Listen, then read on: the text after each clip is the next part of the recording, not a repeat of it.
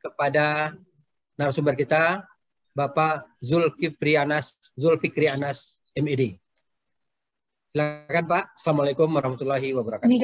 Assalamualaikum warahmatullahi wabarakatuh. Ini ada yang bocor ini ya. Siapa nih? Baik, Eka Fitria ya ini. Baik.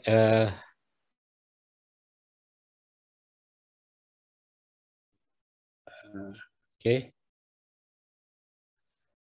Baik. Bismillahirrahmanirrahim. Assalamualaikum warahmatullahi wabarakatuh. Cek suaranya bisa kedengaran Pak Datuk? Bisa ya? Bisa Pak. Oke, baik. Sekali lagi Bismillahirrahmanirrahim. Assalamualaikum warahmatullahi wabarakatuh. Yang sama-sama kita hormati Bapak Wali Kota Payakumbuh yang diwakili oleh Bapak Dafrul selaku asisten 1. Kemudian dari staf ahli Wali Kota juga Ibu apa tadi lupa Bu Herlina. Baik. Kemudian ini saudara saya, kami itu hubungan mama dengan kemenakan ini dengan jadi ketika beliau mengontak saya bilang saya nggak bisa apa-apa, nggak bisa menolak sebetulnya gitu kan. Kepingin saya itu ketemu langsung pada Datuk, saya bilang kan teman-teman guru. Karena beberapa bulan yang lalu, tahun yang lalu ya, kita ketemu dengan guru-guru dan apa yang akan saya sampaikan itu persis juga seperti apa yang pernah saya sampaikan yang lalu. Waktu yang lalu itu seperti ibarat aneh di kementerian itu karena saya bicara hakikat dari kurikulum dan pembelajaran seperti apa. Tapi alhamdulillah subhanallah gitu kan. Tahun akhir ini sampai saya diajak untuk menggawangi kurikulum ini. Dan alhamdulillah pikiran-pikiran itu bisa diakomodasi dengan baik. Sehingga apa yang akan saya sampaikan ini nanti juga tidak akan beda jauh dengan yang saya sampaikan beberapa waktu yang lalu. Dan izinkan saya tidak langsung pada teknis kurikulum, karena kalau teknis itu mudah sebetulnya.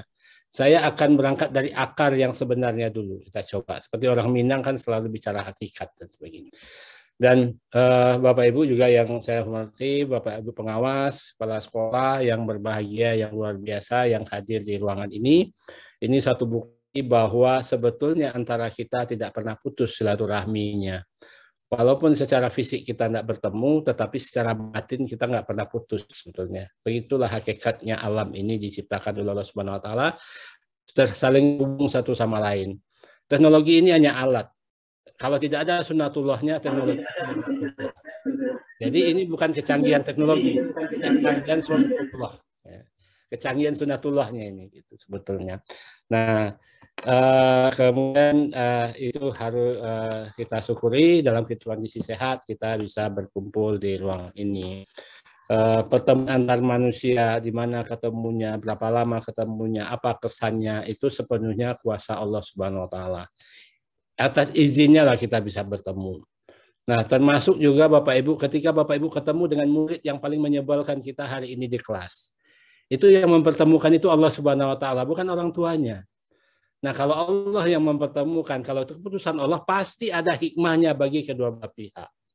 Saya bilang semakin terkuras energi kita, semakin terkuras waktu kita untuk menghadapi anak-anak yang bermasalah, semakin besar keberkahan yang mengalir kepada diri kita, dan aliran keberkahan itu tidak akan pernah putus selamanya sampai kapanpun, walaupun kita sudah di alam baka. Jadi seorang guru sebetulnya tidak pernah pensiun dari keberkahan sebetulnya, sampai kapanpun. Jadi seringkali kita melakukan hitung-hitungan dalam melaksanakan tugas sebagai guru sehingga mengurangi keikhlasan kita, dan itu sebetulnya kita telah membatasi diri kita akan aliran keberkahan sebetulnya dari Allah Subhanahu Wa Taala. Dan saya juga sering bilang kepada Bapak Ibu guru itu siapa yang menjadikan Bapak Ibu menjadi guru sebetulnya. Kita sebagai manusia hanya melamar, mendaftar, membawa segala berkas-berkas dan segala kompetensi yang kita punya. Kemudian diseleksi oleh panitia. Kata panitia, Bapak Ibu diterima. Yang menerima Bapak Ibu bukan dinas pendidikan, bukan pemerintah, bukan panitia. Yang menerima itu adalah Allah Subhanahu Wa Taala. Karena kalau tidak diizinkan oleh Allah Subhanahu wa taala, bagaimanapun kelengkapan kita, administrasi semua tes dilewati, jika Allah tidak mentakdirkan kita menjadi guru, maka kita tidak akan bisa berada di depan anak-anak. Nah, ini kenapa saya awali ini? Karena Bapak Ibu, yang hilang dari dunia pendidikan kita itu adalah sentuhan hati sebetulnya. Teknisnya gampang. Nah, kemudian salawat dan salam kita sampai kepada Nabi junjungan Nabi Muhammad SAW. Beliau Maha Guru yang membuktikan bahwa dunia pendidikan semakin bermakna, semakin berarti pada saat situasi-situasi yang sangat sulit.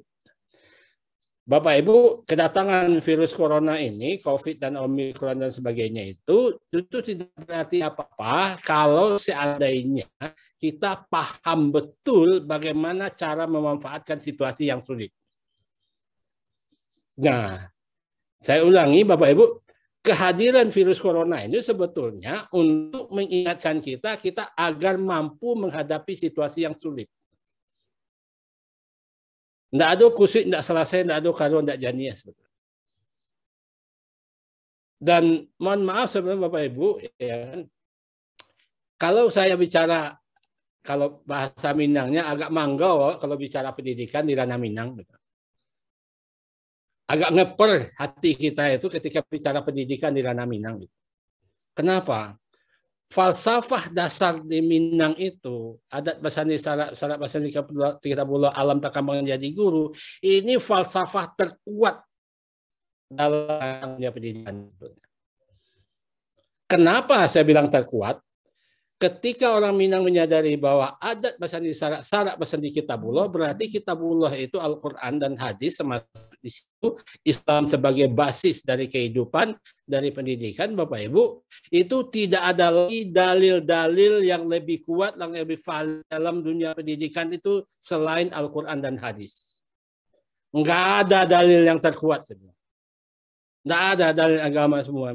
Bapak Ibu, saya pelajari teori-teori pendidikan dari zaman-zaman klasik sampai modern, sampai multiple intelligence, konstruktivisme, semua teori-teori modern. Begitu kita tarik ke ajaran agama, itu ketemu semua. Artinya ketika Rasulullah terakhir kali mengatakan saya telah selesailah tugas saya dan di haji terakhir sebelum beliau wafat, Bapak Ibu, itu artinya semua kaidah-kaidah, semua teori-teori dan mendidik sudah selesai sampai kiamat nanti. Artinya lagi, semua jawaban-jawaban persoalan dunia pendidikan sampai kiamat nanti itu sudah selesai, sudah tuntas. Sudah tuntas, sudah selesai. Sudah jadi, habis, nak. Kalau kita ingin bicara dunia pendidikan di Minangkabau, dengan adat basani syarat kitabullah dan alam takambang jadi guru, semua kaidah selesai. Tuntas. Berlaku sampai kiamat. Sampai kiamat, sampai akhir masa. Nanti saya akan cerita. Saya bilang, selama perjalanan saya di dunia pendidikan lebih dari 30 tahun, Bapak Ibu, satu hal yang saya banggakan apa? Terlahir sebagai orang Minang. Makasih. Terlahir sebagai orang Minang. Berapa banyak negeri yang saya lewati, yang masuki, baik di Nusantara maupun di beberapa mancanegara. Dan satu kebanggaan saya, memang hebat cara berpikir orang Minang. Bayangkan Bapak Ibu, tidak ada kusut, tidak selesai, tidak ada karuan, tidak jadinya. Selagi kusut sekusut-kusutnya yang dalam kehidupan ini yang kita temui persoalan kehidupan, pasti bisa diselesaikan.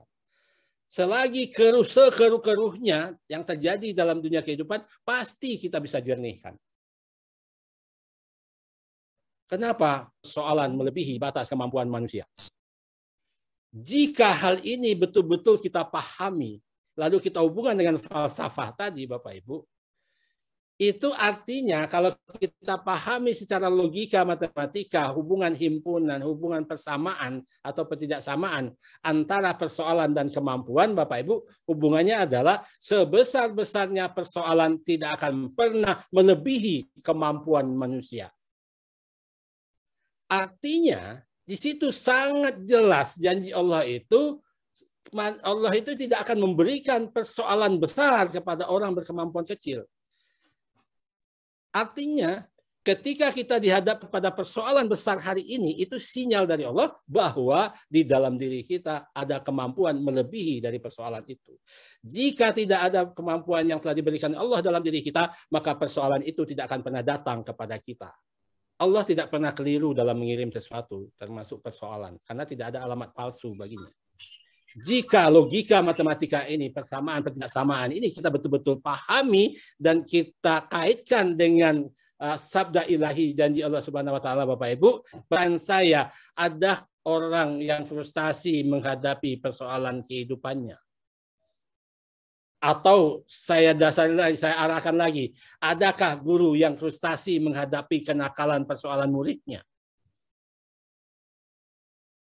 Kalau kita katakan tadi yang mempertemukan murid dengan guru itu adalah Allah Subhanahu wa taala, kenapa di kelas saya ada murid yang paling nakal hari ini? Itu artinya apa? Allah telah mengirimkan sesuatu dan sesuatu persoalan, dan persoalan itu tidak pernah lebih besar dari kemampuan kita. Artinya kehadiran anak-anak yang bermasalah di kelas kita itu adalah sinyal dari Allah bahwa di dalam diri kita telah ada kemampuan untuk mengatasi itu. Makanya dalam orang Minang bilang tidak manguk keluar badan. Nah, kalau ini kita sadari, Bapak Ibu, adakah seorang guru yang frustasi menghadapi perubahan kurikulum, menghadapi perubahan ini dan sebagainya? Tidak ada mestinya. Kenapa? Janji Allah tidak akan aku berikan persoalan melebihi batas kemampuan manusia. Setiap persoalan yang datang ke dalam kehidupan manusia selalu lebih kecil atau paling besar itu sama besar dengan kemampuan. Dan lebih hebat lagi, ternyata kemampuan lebih dulu diberikan Allah Subhanahu wa taala kepada kita sebelum persoalan itu datang. Aku tidak akan memberikan persoalan melebihi batas kemampuan. Artinya kemampuan ada dulu di dalam diri manusia, baru persoalan itu datang. Luar biasa cara berpikir orang kita itu, Bapak Ibu. Dan bagaimana orang Minang memandang manusia, Bapak Ibu? Allah tidak mengenal produk gagal.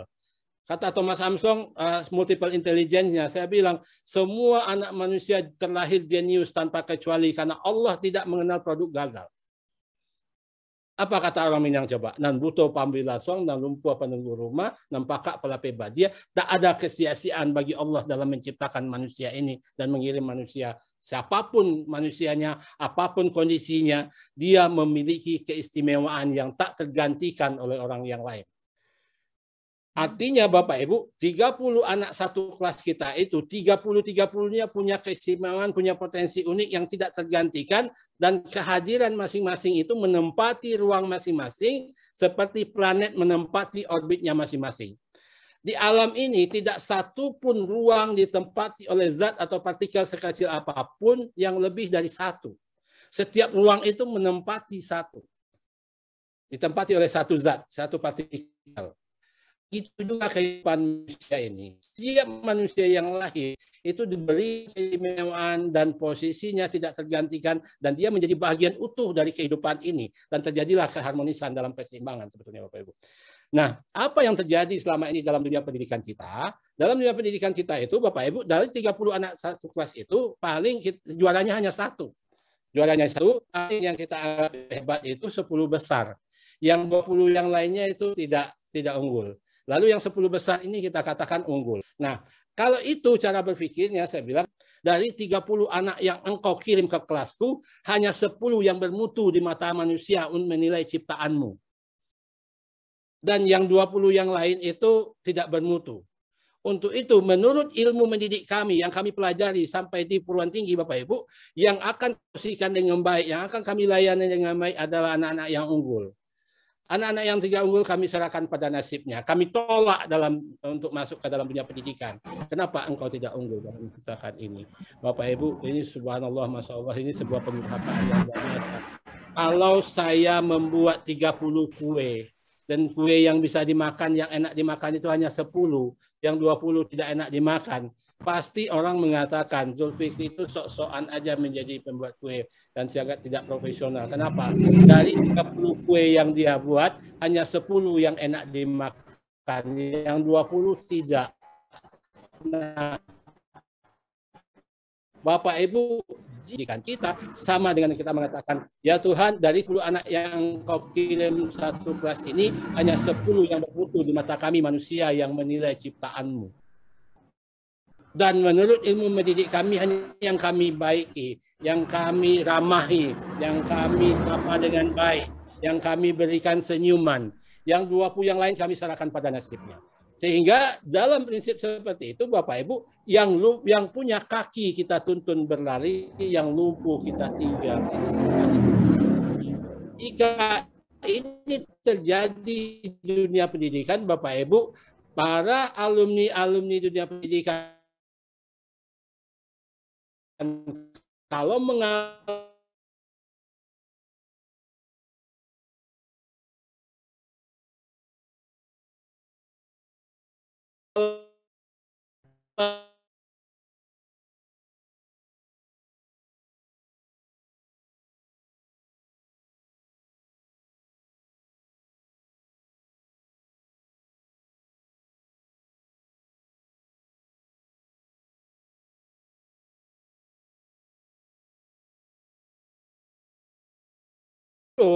berarti sekali perubahan dalam kehidupan dan setiap saat terjadi, itulah tuntutan perubahan kurikulum.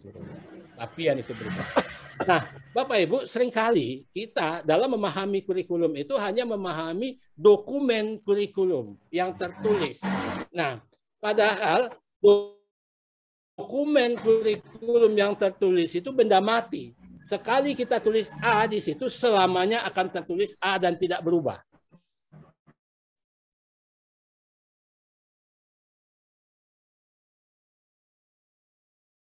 Sementara kehidupan itu setiap kita tidak bisa datang ke sebuah